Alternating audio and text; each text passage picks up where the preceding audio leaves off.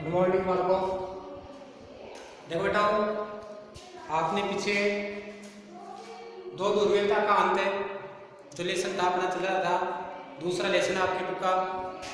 इसमें आपको दो ध्रुवीयता का अंत के क्या कारण थे, इसके क्या परिणाम निकले, इनके बारे में आपने अध्ययन किया। इसके अलावा देखो आपके दो ध्रुवीयता के परिणाम विघटन है, यानी कि सोवियत संघ का जो विघटन है वो क्यों हुआ, उसके क्या परिणाम हुए, ये चीज़ों की भी जो आपने देखी। अब आपके अगली जो बिंदु है वो आता है शॉक थेरेपी। अगला बिंदु क्या था? Shock therapy. शॉक थेरेपी का मतलब है आघात पहुंचाकर उपचार करना।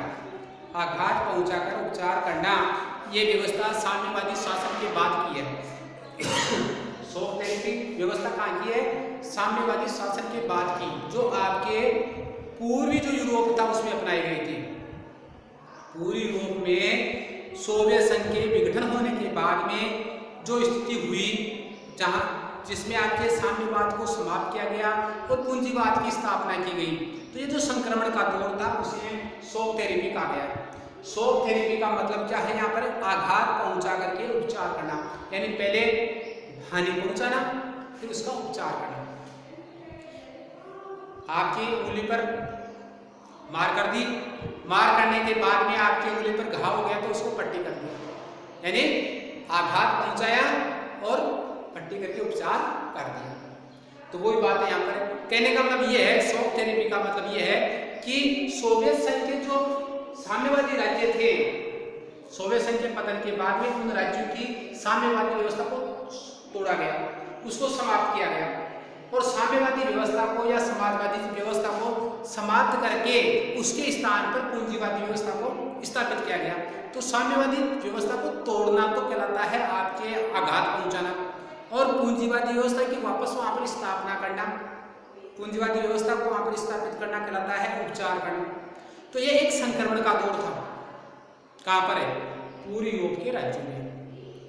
और इस संक्रमण के दौर में इन राज्यों को बड़ा आघात पहुंचा, बड़ा कष्ट पहुंचा यहाँ की जनता को इस दौर में।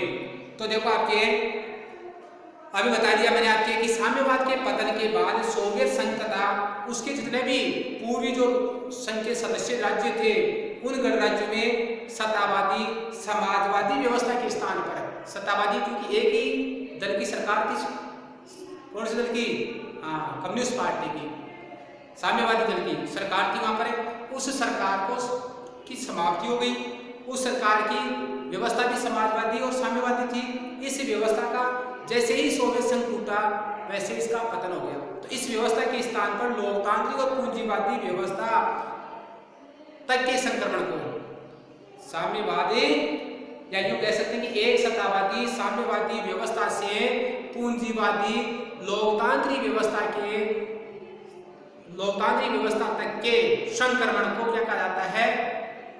संक्रमण तक का जो कष्टप्रद अनुभव था या संक्रमण तक का जो कष्ट था, उस कष्ट से होकर के इन राज्यों को गुजरना पड़ा। रूस है, आपके रूस के अन्य जो राज्य हैं, आपके एशिया के गणराज्य हैं, इन राज्यों को इस संक्रमण से गुजरना पड़ा। और इस संक्रमण के लिए उनको जो है एक पूंजीवादी व्यवस्था के इस संक्रमण से गुजरते हुए पूंजीवादी व्यवस्था को अपनाने के लिए एक खास मॉडल को अपनाना पड़ा। और ये इस मॉडल को तैयार किसने किया था? विश्व बैंक और अंतर्राष्ट्रीय मुद्रा कोष ने तैयार किया था, जो कि अमेरिकी नेतृत्व वाले समूह, यानी पश्चिमी जो विकसित देश है, उन विकसित देशों की संस्थाएं हैं। इन संस्थाओं द्वारा इस मॉडल को क्या किया गया था? तैयार किया गया था। तो विश्व बैंक और अंतर्राष्ट्रीय मुद्रा कोष द्वारा तैयार किए गए इसी मॉडल को शॉक थेरेपी कहा जाता है। तो शॉक थेरेपी क्या है? सोवियत संघ के पतन के बाद पूर्वी यूरोप के जो देश थे, उन देशों में साम्यवाद से पूंजीवाद की ओर, इन देशों को साम्यवाद से पूंजीवाद की ओर संक्रमण का एक खास मॉडल अपनाया गया। साम्यवाद समाप्त हो गया, सोवियत संघ से समाप्त होने के बाद वहां पर पूंजीवादी व्यवस्था करनी थी अमेरिका के नेतृत्व में, क्योंकि अमेरिका पूंजीवादी व्यवस्था स्थापित करना चाहता था विश्व में, ताकि वो एक महाशक्ति बन सके। इसलिए पूंजीवादी व्यवस्था स्थापित करने के लिए जो आपके एक खास मॉडल अपनाया गया, जो अमेरिका के नेतृत्व वाली अंतर्राष्ट्रीय संस्थाएं थी, विश्व बैंक और अंतर्राष्ट्रीय मुद्रा कोष, एक खास मॉडल जो है इसको अपनाया गया।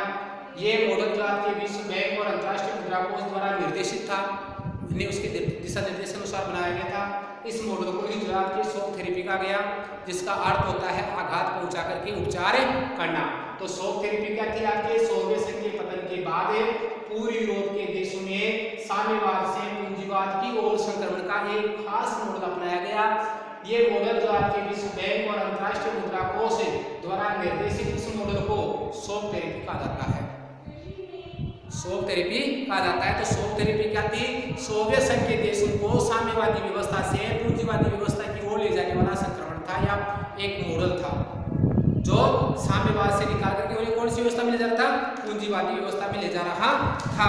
देखो आपके दूसरी दुनिया ने साम्यवादी देशों का समूह है, तो दूसरी दुनिया के देशों में शॉक थेरेपी गति और गहनता अलग अलग थी। यानी शॉक थेरेपी के कारण कुछ देश तो जो आपके तेजी से पूंजीवादी व्यवस्था में चले गए, अपने आप को पूंजीवादी व्यवस्था में तुरंत ढाल लिया। कुछ देशों को जो है लंबा समय लग गया पूंजीवादी व्यवस्था में ढालने में। तो इस प्रकार इनकी जो गति थी वो क्या थी? अलग अलग थी। लेकिन इसकी शॉक थेरेपी की जो दिशा है और चरित्र है वो काफी सीमा तक समान था। दिशा और चरित्र, दिशा क्या थी कि पूंजीवाद की ओर ले जाना है, चरित्र कैसा था? निजी संपत्ति की स्थापना करना, पूंजीवाद को बढ़ावा देना। तो ये चीजें जो थी आपकी दिशा और चरित्र वो तो समान था, लेकिन इसकी गति थी, वो गति या इसकी गहनता, तो गति और गहनता इसकी क्या थी? सभी देशों में अलग अलग थी। कुछ देशों में तो जो आपके पूंजीवाद की स्थापना में कम समय लगा, कुछ देशों में लंबे समय तक पूंजीवाद की स्थापना हो पाई, है ना। तो ये इसकी गति और गहनता में अंतर था शॉक थेरेपी में, और इसकी जो आपके दिशा और चरित्र था वो काफी सीमा तक समान था। अब देखो आपके शॉक थेरेपी का कार्य क्या था? साम्यवादी व्यवस्था को समाप्त करना और वहां पर पूंजीवादी अर्थव्यवस्था की स्थापना करना। तो शॉक थेरेपी क्या आपके साम्यवादी देशों को पूरी तरह से पूंजीवादी व्यवस्था की ओर मोड़ने का कार्य कर रही थी, मोड़ना चाहती थी या मोड़ना था। कहने का मतलब यह है कि सोवियत संघ के दौरान हर चीज जो साम्यवादी थी, सोवियत संघ के दौरान हर चीज जो साम्यवादी थी, उस प्रत्येक संरचना को, उस प्रत्येक व्यवस्था को, उस प्रत्येक चीज को निजीत्व में लाना था। क्योंकि साम्यवाद का मतलब मैंने बताया था समाजवाद, समाजवाद अर्थात सभी राज्य के नियंत्रण में अपना कुछ नहीं, निजी स्वामित्व किसी पर नहीं था, भूमि पर, उद्योगों पर निजी स्वामित्व नहीं था। लेकिन पूंजीवाद में क्या होता है? निजी स्वामित्व होता है। तो साम्यवाद के दौरान जो भी व्यवस्थाएं थी, जो भी संस्थाएं थी, जो भी संगठन थे, उन सबको क्या करना था? शॉक थेरेपी के माध्यम से पूंजीवादी व्यवस्था में बदलना था। तो इस प्रकार शॉक थेरेपी की जो सर्वोपरि मान्यता थी, सबसे सर्वोपरि सबसे पहली मान्यता थी, वो सबसे पहली मान्यता क्या थी कि मिल्कियत का प्रभाव जो है, मिल्कियत का क्या होना चाहिए? सबसे ज्यादा प्रभावी रूप निजी स्वामित्व होना चाहिए। जबकि आपके सोवियत प्रणाली में क्या पड़ा था? मिल्कियत का जो रूप था वो आपके राज्य का स्वरूप था, राज्य के रूप वाला था, राज्य के नियंत्रण का था, है ना। मिल्कियत का प्रमुख रूप राज्य का स्वामित्व था, राज्य का नियंत्रण था सोवियत प्रणाली में। जबकि अब क्या किया जा रहा था? मिल्कियत के रूप को किसमें बदला जाता था? निजी स्वामित्व में बदला जा रहा था। तो यहाँ पर जो सर्वोपरि शॉक थेरेपी की सर्वोपरि सबसे पहली मान्यता थी वो क्या थी कि मिल्कियत को क्या किया जाए? पूंजीवाद में बदला जाए, पूंजीवादी स्वामित्व में लाया जाए। इसके अंतर्गत आपके राज्य की अब पूंजीवादी व्यवस्था में लाने का मतलब ये हो गया कि जो भी राज्य के नियंत्रण में संपदा थी, चाहे कृषि हो, चाहे कृषि फार्म हो, चाहे उद्योग हो, उन सबको निजी स्वामित्व में करना था। तो सबसे पहले कृषि को क्या किया गया? किसानों को दिया गया, ये कृषि निजी है, आप लोगों की है, आप जुताई करें, राज्य का इसमें कोई लेना देना नहीं है। फिर उसके बाद में उद्योगों को भी क्या कर दिया गया? निजी लोगों के हाथ में बेच दिया गया। इस प्रकार उद्योग निजी हो गए। पहले उद्योगों में उत्पादन होता था, राज्य के नियंत्रण में होता था। इसका मतलब है कि राज्य ही उनकी का मूल्य निर्धारित करता था वस्तुओं का, राज्य ही जो है आपकी आवश्यकता के अनुसार उन वस्तुओं को उत्पन्न करवाता था, निर्मित करवाता था। साथ साथ में राज्य ये भी देखता था कि इन वस्तुओं का मूल्य इतना रियायती दर पर होना चाहिए कि सामान्य व्यक्ति है वो मूलभूत सुविधाएं पूरी कर सके। तो वहाँ पर प्रत्येक व्यक्ति की जो आवश्यकताएं हैं उनको ध्यान में रखा जाता था राज्य के नियंत्रण में। लेकिन अब व्यक्ति की आवश्यकताओं को ध्यान में नहीं रखा जा रहा था। अब क्या हो गया, अब उद्योग निजी हो रहे थे और उद्योग मेरा है, इसका मतलब मुझे मेरे लाभ के अनुसार उत्पादन करना है और कौन सी वस्तु का उत्पादन करने में मेरे को फायदा होगा वही मुझे उत्पादित करना है। ये चीजें देखी जा रही थी। तो जो आपके निजी फार्म थे, निजी उद्योग, जो सार्वजनिक फार्म थे उनको निजी फार्म में बदला गया। फार्म का मतलब कृषि क्षेत्र भूभाग।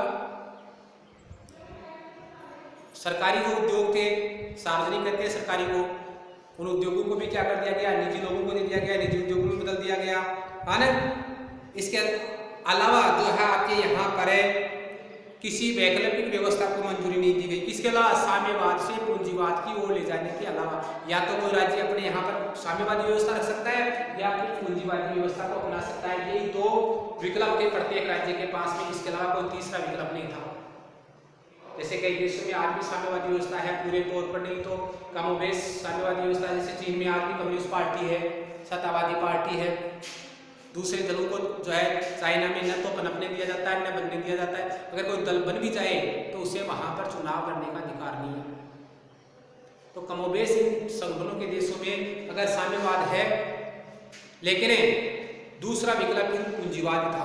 इसके अलावा तीसरा विकल्प उनको नहीं दिया गया। तो तीसरा विकल्प जो है साम्यवादी देशों के पास नहीं था।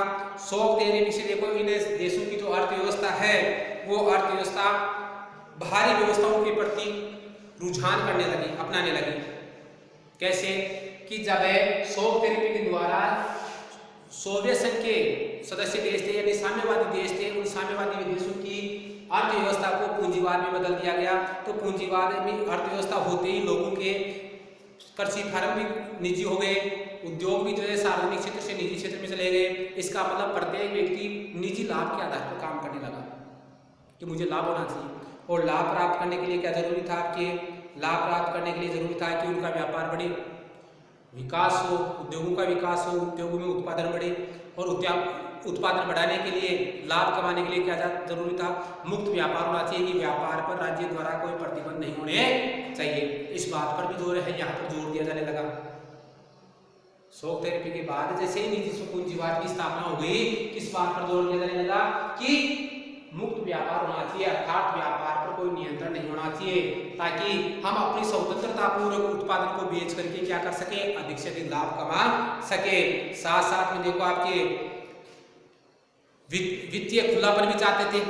वित्तीय खुलापन का मतलब वित्त का जो है आदान प्रदान, यानी वस्तुएं बेचे और करे तो पैसे का जो आदान प्रदान होता है वो आदान प्रदान सरल होना चाहिए। मुद्रा का जो आपके विनिमय है वो सरल होना चाहिए, है। मुद्राओं की आपसी परिवर्तनशीलता है वो आसानी से हो जाए कि हम जो है आपके जैसे मान लो रूस का कोई, सोवियत संघ का कोई भी देश है, वो दूसरे देश में यूक्रेन हो, यूक्रेन रूस में बेच रहा है, तो उसकी जो दोनों की अलग अलग मुद्राएं हैं, तो उन मुद्राओं में क्या होना चाहिए, आदान प्रदान तेजी से होना चाहिए। परिवर्तनशीलता इसको कहते हैं भाई।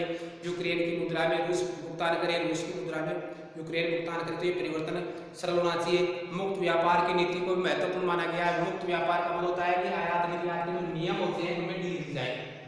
एक देश से अपने आयात निर्यात के नियम होते हैं, उन नियमों में अगर ढील दी जाती है तो इसका मतलब मुक्त व्यापार है। अगर उन नियमों को कड़ा किया जाता है तो यानी कि एक देश अपने आप को क्या कर रहा है, विश्व समुदाय से अलग कर रहा है, व्यापार नीति को कठोर बना रहा है ना। तो घरेलू नीति अपनाई जा रही है वहां पर, ताकि उद्योग घरेलू स्तर पर अपना बेच सके। तो यहाँ पर क्या किया गया, आपके मुक्त व्यापार की नीति पर बल दिया गया, ताकि किसान भी ये चाहते थे कि उनका उत्पाद दूसरे देशों में बिकेगा तो मूल्य बढ़ेगा, लाभ मिलेगा। उद्योगपति भी चाहते थे कि उनके उत्पाद जो है आपके क्या होने चाहिए, दूसरे देशों तक पहुंचने चाहिए ताकि उनको लाभ मिले। तो इसके लिए वो भी जो आपके मुक्त व्यापार है उस पर बल दे रहे थे। अंत में देखो आपके इन कहने का मतलब इन सब कारणों से सोवियत जो खेमा था उसके देशों के बीच मौजूदा जो व्यापारी गठबंधन थे वो समाप्त कर दिए गए। किसके बारे में, इस शॉक थेरेपी के तहत। शॉक थेरेपी के तहत सारे आपके जो साम्यवादी व्यवस्था में जो आपके राजकीय फार्म थे उनको जो आपके क्या कर दिया गया, निजी क्षेत्रों में बदल दिया गया, निजी फार्म बना दिए गए। आपके जो सार्वजनिक उद्योग थे उनको निजी उद्योग में बदल दिया गया। ये सारी व्यवस्थाएं करने के बाद जो आपके ये भी देखा गया कि सोवियत खेमे के जो देश थे उन देशों में मौजूदा मौजूदा जो व्यापारिक संबंध थे वो समाप्त होने चाहिए। जब गुट बना हुआ था तो गुट में व्यापारिक संबंध बने होते हैं कि आपस में वस्तुओं का व्यापार किस आधार पर होगा। ये संबंध जो आपके शीत युद्ध के दौरान इन देशों में बना रखे थे, तो उन संबंधों को भी जो है आपके पश्चिमी देश क्या करना चाहते थे, तोड़ना चाहते थे। तो ये काम जो आपके तोड़ना पश्चिमी देश भी चाहते थे। दूसरी ओर जब पूंजीवादी व्यवस्था हो गई पूर्वी यूरोपीय देशों में, तो ये यूरोपीय देश भी चाहते थे कि ये बंधन क्या होने चाहिए, ढीले होने चाहिए, ताकि हम व्यापार कर सकें। तो प्रत्येक खेमे के लिए गुट, पूरी यूरोपीय गुट जो सोवियत संघ के नेतृत्व में था, इस गुट के सभी देश जो आपके क्या चाहते थे, एक दूसरे से अपने आप को जोड़े हुए बनाए रखने के साथ, जुड़े हुए बनाए रखने के साथ, अपने आप को दूसरे के साथ बनाए रखते हुए पश्चिमी मुल्कों से भी संबंध बनाना चाहते थे। कहने का मतलब पश्चिमी मुल्क तो क्या चाह रहे थे कि जो आपके शीत युद्ध में पूरी यूरोप के देशों के बीच में जो गठजोड़ बने हुए थे, व्यापार व्यवसाय संबंध थे, उनको तोड़ना चाहते थे। दूसरी ओर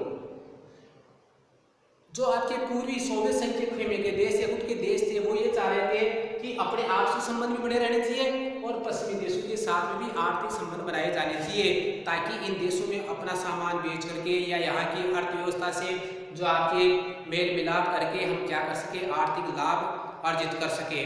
तो ये जो है आपके क्या कर रहे थे, धीरे धीरे अपनी अर्थव्यवस्था को पश्चिमी अर्थव्यवस्था से जोड़ने में लगे हुए थे।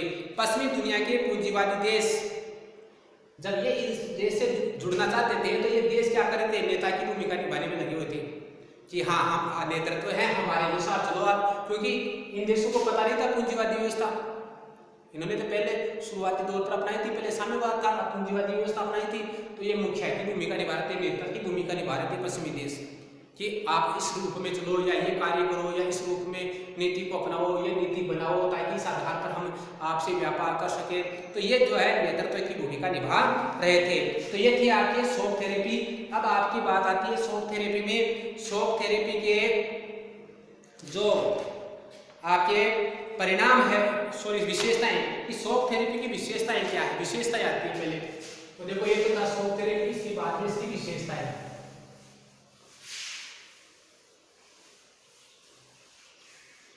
शॉक थेरेपी की विशेषताएं,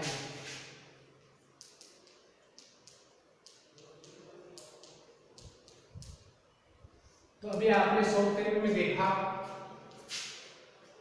क्या देखा कि शॉक थेरेपी के तहत जो आपके मिल्कियत का जो सबसे प्रभावी रूप था, उसको बदल करके क्या कर दिया गया, आपके निजी स्वामित्व में। जो सब प्रभावी रूप पहले सोवियत संघ में क्या था, आपके राज्य था, और अब उसे क्या कर दिया गया, निजी स्वामित्व कर दिया गया। तो पहली विशेषता यह है कि मिल्कियत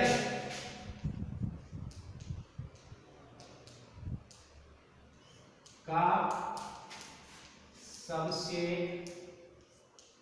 प्रभावी रूप निजी स्वामित्व कर दिया गया। क्या कर दिया गया, निजी स्वामित्व। निजी स्वामित्व, निजी स्वामित्व होगा। तो शॉक थेरेपी के तहत जो आपके क्या कर दिया गया, मिल्कियत का जो प्रभावशाली रूप है, प्रभावी रूप है, जो पहले जो है शॉक थेरेपी से पहले राज्य के रूप में था, वो अब क्या कर दिया गया, निजी स्वामित्व कर दिया गया। पहले राज्य स्वामित्व था, अब निजी स्वामित्व हो गया। यहाँ पर दूसरी विशेषता यह है कि राज्य की संपदा का क्या कर दिया गया, निजीकरण कर दिया गया। अभी देखा था आपने राज्य की संपदा का निजीकरण क्या कर दिया गया, निजीकरण कर दिया गया। निजी में नहीं बढ़ गया, छोटी आएगी आपके और जी बढ़ जाएगी, निजीकरण कर दिया गया। मैंने अभी बताया था आपके कि शॉक थेरेपी के तहत क्या किया, आपके राज्य के जो आपके सामूहिक फार्म थे उनको निजी फार्मों में बदल दिया गया। आपके सार्वजनिक उद्योग थे उनको जो है निजी उद्योगों में बदल दिया गया। इस प्रकार राज्य की जो संपदा है उसका क्या कर दिया गया, संपदा का निजीकरण कर दिया गया। इसी प्रकार तीसरी विशेषता आपके निजी फार्मों की हो जाएगी कि सामूहिक फार्मों की जगह जो आपके निजी फार्मों की स्थापना हुई, सामूहिक फार्म के स्थान पर निजी फार्म की स्थापना।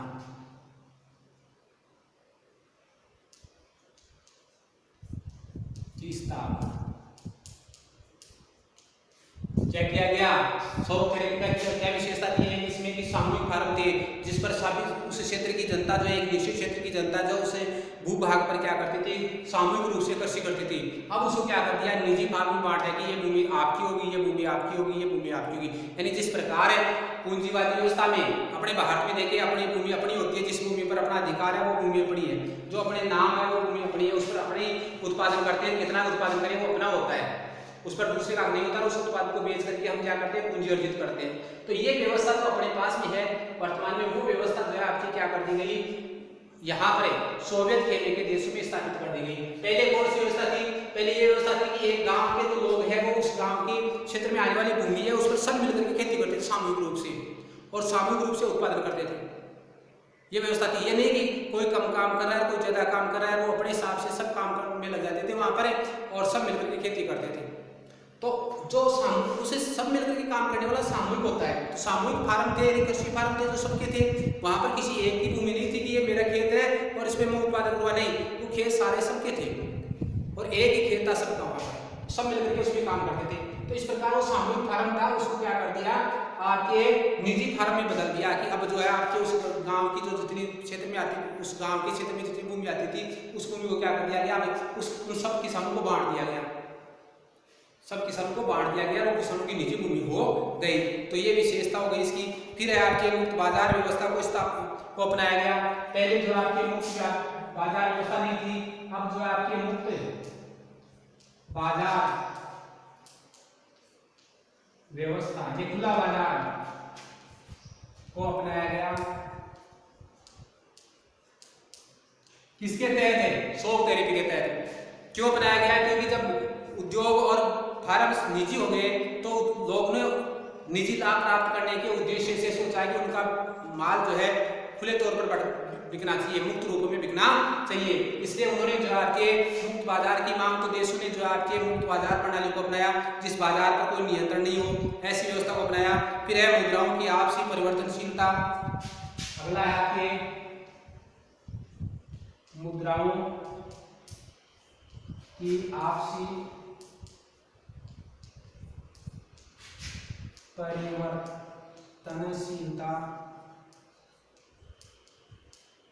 आपसी परिवर्तनशीलता और मुक्त व्यापार की नीति, शीलता और मुक्त व्यापार की नीति महत्वपूर्ण मानी गई। अर्थात मुद्रा में आपस में परिवर्तन हो जाए ताकि सरलता से परिवर्तन हो जाएगा तो व्यापार सरल हो जाएगा, और एक देश की मुद्रा को दूसरे देश की मुद्रा में परिवर्तन करने में कठिनाई होती है तो व्यापार में कठिनाई होती है। तो मुद्रा की परिवर्तनशीलता, साथ साथ में मुक्त व्यापार नीति, यानी व्यापार पर जो आपके कोई नियंत्रण नहीं होना चाहिए। व्यापार करने के लिए व्यापारियों को छूट मिलनी चाहिए, आयात निर्यात के नियमों में ढील मिलना ही क्या कहलाता है, मुक्त व्यापार की नीति कहलाता है। तो इस नीति को महत्वपूर्ण माना गया ताकि इन देशों का क्या किया जाए, जो है आपके विकास तेजी से हो सके, आर्थिक विकास तेजी से हो सके। इसके लिए आर्थिक विकास को तेज करने के लिए इनमें जो है आपके मुक्त व्यापार की नीति अपनाई गई। फिर जो आपके पश्चिमी देशों की अर्थव्यवस्था से इनको जोड़ा गया। छठी विशेषता है कि शौक थेरेपी के तहत पश्चिमी देशों की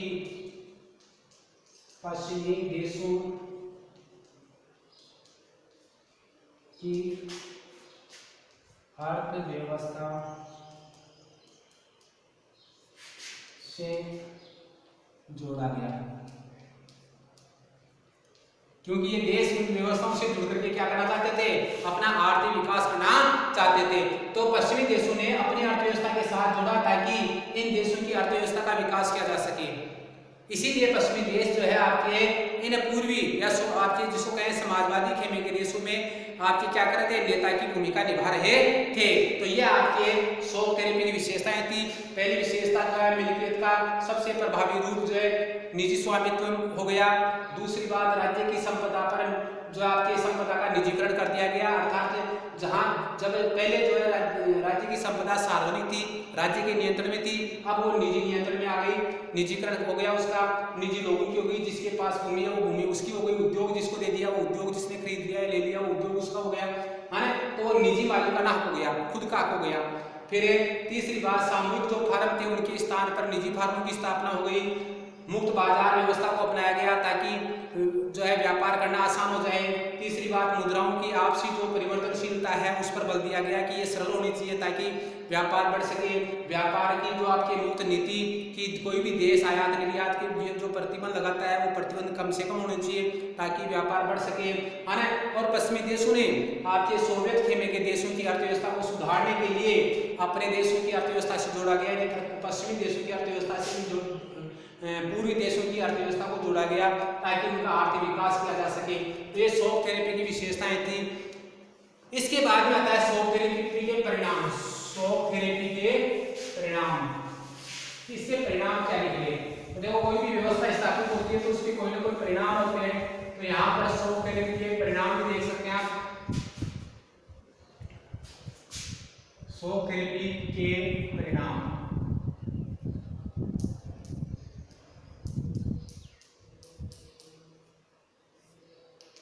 तो शॉक थेरेपी के परिणामों की बात करें तो सबसे पहले जो आपके परिणाम है वो यह आएगा कि इसके तहत जो साम्यवादी व्यवस्था में जो अर्थव्यवस्था थी उस अर्थव्यवस्था को क्या कर दिया गया, पूरी तरह से जो है आपके तहस नहस कर दिया गया, है ना।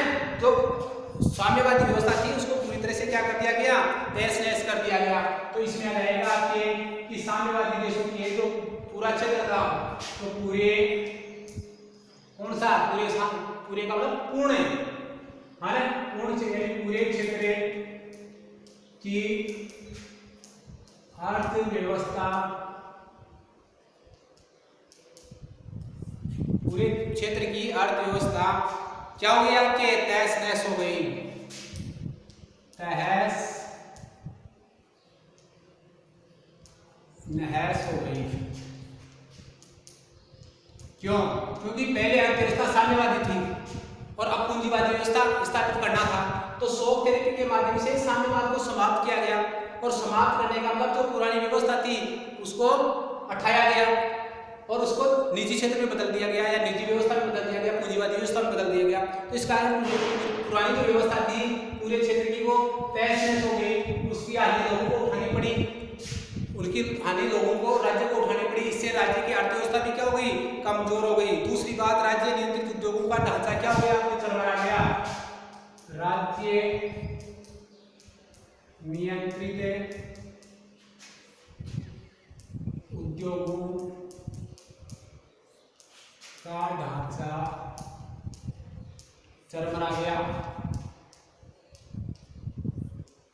चरमरा जाने का मतलब कमजोर हो जाना, डिगमिगा जाना, चलने की स्थिति में नहीं रहना।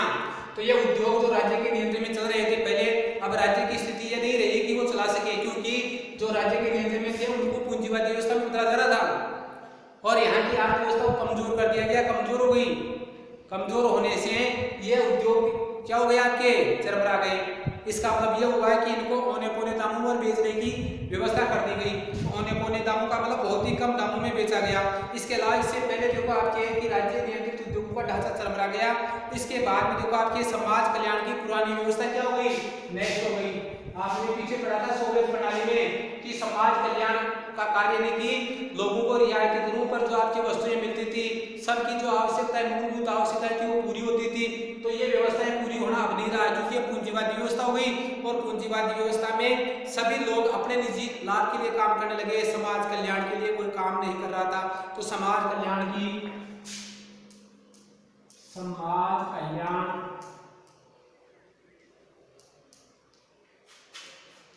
व्यवस्था, समाज कल्याण की व्यवस्था नष्ट हो गई।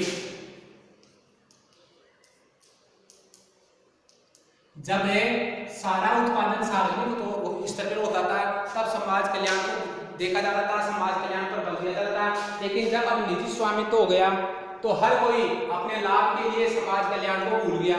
समाज के हित को भूल गया, क्योंकि राज्य के नियंत्रण में भी नहीं रहा।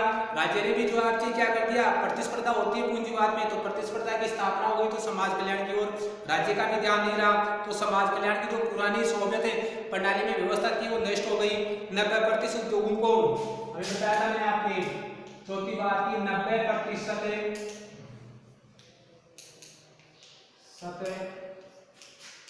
उद्योगों को 90% उद्योगों को क्या कर दिया गया, आपके निजी या कंपनियों, जो निजी क्षेत्र थे उन निजी क्षेत्रों को या निजी हाथों में दे दिए गए, है ना, निजी क्षेत्रों या निजी हाथों, 90% उद्योगों को निजी हाथों या आपकी कंपनियों,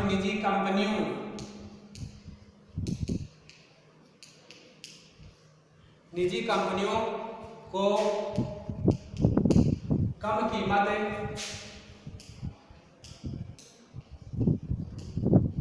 में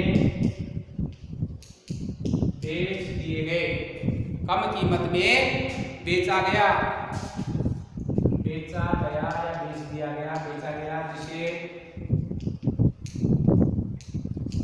इतिहास की क्या कहा जाता है, सबसे बड़ी ग्रास सेल कहा जाता है। इतिहास की सबसे बड़ी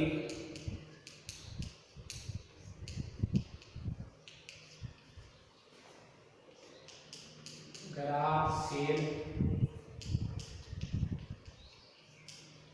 कहा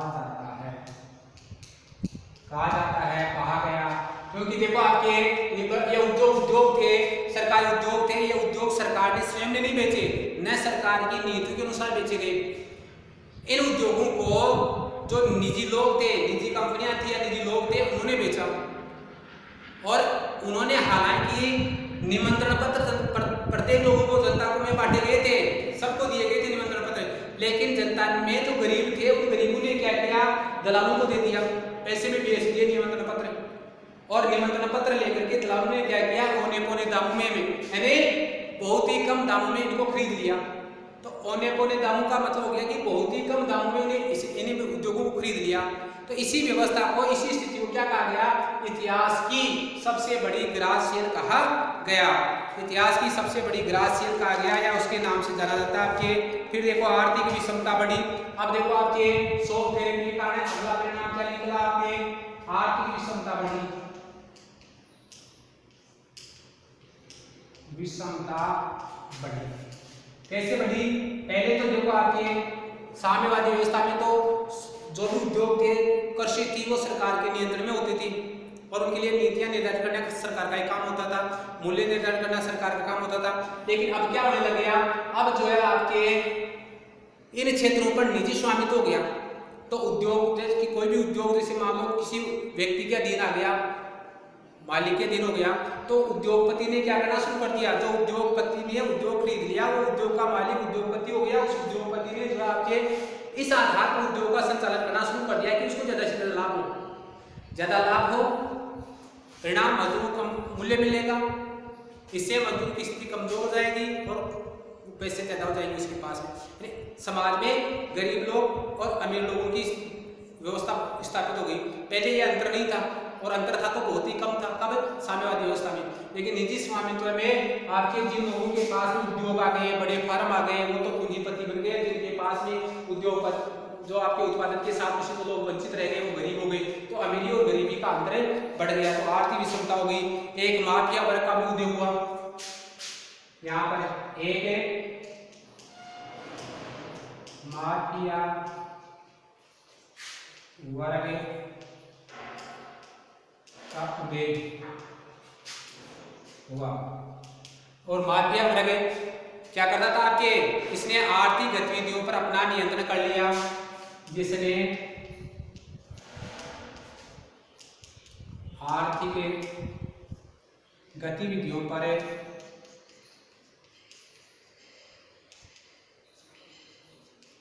आर्थिक गतिविधियां क्या आर्थिक गतिविधियों पर अपना नियंत्रण कर लिया।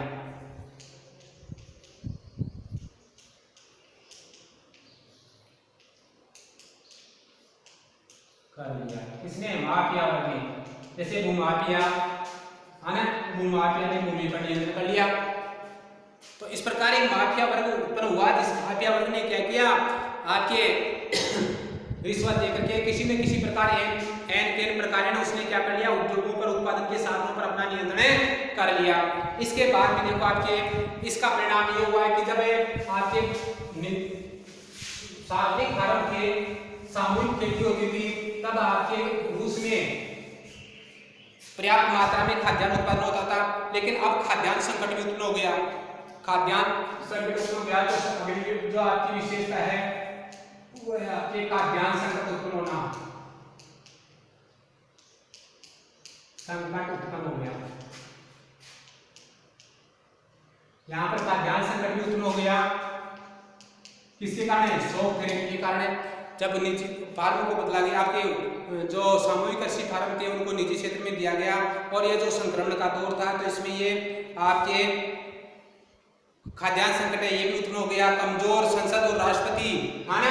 इसके अलावा देखो यहाँ पर एक आनंद खान में जल्दीबाजी में संविधानों का निर्माण किया गया, और संविधानों के निर्माण के कारण संसद तो कैसी हुई? कमजोर संसद है, कमजोर संसद है वह शक्तिशाली राष्ट्रपति पद का सर्जन किया गया। राष्ट्रपति पद बनाया गया, राष्ट्रपति पद बनाया गया, जिससे राष्ट्रपति सत्तावादी हो गए, सत्तावादी हो गए, तानाशाही। क्योंकि इन देशों की संसद, क्योंकि साम्यवादी व्यवस्था से पूंजीवादी व्यवस्था में बदलना था, तो इसलिए आनंद खान ने जल्दीबाजी में कि जल्दी से संविधान बन जाए, जल्दी से पूंजीवादी व्यवस्था स्थापित हो जाए, ये किया गया। तो आनंद खान का मतलब जल्दीबाजी में संविधान बनाया गया। तो संविधान बनाते समय ये नहीं देखा कि शक्तियां किसको दी जा रही है और कितनी दी जा रही है। परिणाम ये हुआ राष्ट्रपति को शक्तियां ज्यादा मिल गई तो संसद के पास में कम रहेगी, तो संसद कमजोर रह गई और राष्ट्रपति की शक्तियां बढ़ गई। इसका परिणाम ये हुआ है कि कई राष्ट्रपतियों ने शुरू में, कई देशों के राष्ट्रपति ने प्रारंभ में 10 वर्षों तक कार्य किया, और 10 वर्षों के बाद में उन्होंने अपने कार्यकाल को 10 वर्ष के लिए और बढ़ा लिया। तो कई देशों में तो एक ही राष्ट्रपति ने 20 वर्ष तक के लिए कार्य करते रहे, और उन्होंने शक्तियों का सत्तावादी होने का मतलब तानाशाही हो गई, क्योंकि शक्तियों का उपयोग अधिकार उनको मिल गए, संविधान द्वारा शक्तियां उनको मिल गई, तो वो मनमर्जी से क्या करने लगे? उनका उपयोग करने लगे, धनी और निर्धनों के बीच। इसके अलावा देखो आर्थिक असमानता बढ़ी थी, बात पहले वही बात आ गई आपके धनी और निर्धन के बीच क्या हो गया? आपके धनी और निर्धन के बीच आपके गहरी आर्थिक समानताएं होगी। तो धनी और निर्धन लोगों क्या है? यहाँ पर निर्धन लोग पढ़ते हैं, धनी और निर्धन लोग, ऐसे तो इससे बोल रहे हैं, लोगों के बीच गहरी आर्थिक असमानताएं, आर्थिक असमानताएं स्थापित हो गई, गहरी आर्थिक असमानताएं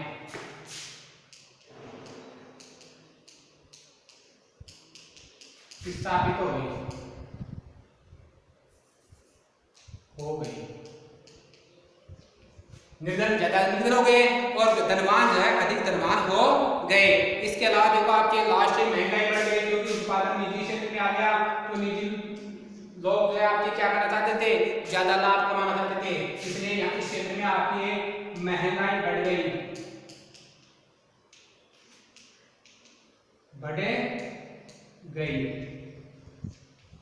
और महंगाई बढ़ गई, मुद्रा का मूल्य क्या हो गया? कम हो गया। महंगाई बढ़ गई, क्यों बढ़ी? क्योंकि मुद्रा का मूल्य क्या हो गया? कम रह गया, रूबल का मूल्य गिर गया। रूबल यहाँ की मुद्रा थी, मुद्रा का मूल्य गिर गया। मुद्रा का मूल्य गिरने से जो है आपकी क्या हो गया? आपके लोगों की जमा पूंजी जाती रही। जैसे मान लो किसी के पास में 10,000 रुपए जमा थे, उनका कीमत गिर करके अब कितनी रहेगी? 8,000 रहेगी, तो इसका मतलब उनकी जमा पूंजी जाती रही। तो ये आपके शॉक थेरेपी के परिणाम थे, जो आपके सोवियत खेमे के जो देश थे उनको जो है सोवियत विघटन के बाद में भुगतना पड़ा।